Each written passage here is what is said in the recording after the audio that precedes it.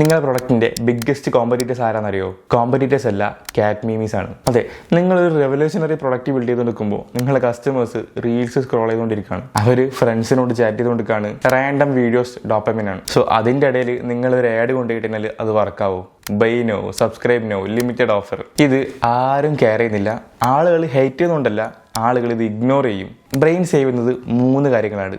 1 motivation, 2 emotion, 3 repetition. Motivation, അവർക്ക് എന്ത് benefit ആണെന്നുള്ളത് നിങ്ങൾക്ക് 2 സെക്കൻഡിൽ പറഞ്ഞു കൊടുക്കാൻ വേണ്ടി പറ്റിയിട്ടില്ലെങ്കിൽ സ്ഥാനം ഡെഡാണ്. ഇമോഷൻ ഇല്ലെങ്കിലോ, അവർക്ക് ഇതൊന്നും ഒരു ഫീലും കിട്ടുന്നില്ലെങ്കിൽ അവരിത് ഫൊർഗോട്ട് ചെയ്യും. റിപ്പീറ്റേഷൻ ഇല്ലെങ്കിലോ, ഒരിക്കൽ മാത്രം കാണുകയാണെങ്കിൽ നിങ്ങൾ ഇൻവിസിബിൾ ആവും. അറ്റൻഷനാണ് ഇന്നലത്തെ കാലത്തെ ഏറ്റവും വലിയ കറൻസി. സോ നിങ്ങൾ ആഡ്സ് ഉണ്ടാക്കേണ്ട, ആളുകളുടെ ഡിസയർ ഒന്ന് ഓണായി കൊടുക്കുക, ഇമോഷൻസ് ക്രിയേറ്റ് ചെയ്യുക, അഗെയിൻ ആൻഡ് അഗെയിൻ റിപ്പീറ്റ് ചെയ്തുകൊണ്ടിരിക്കുക. കാരണം ബോറിംഗ് മാർക്കറ്റിംഗ് ന്യൂട്രൽ അല്ല, ഇൻവിസിബിൾ ആണ്.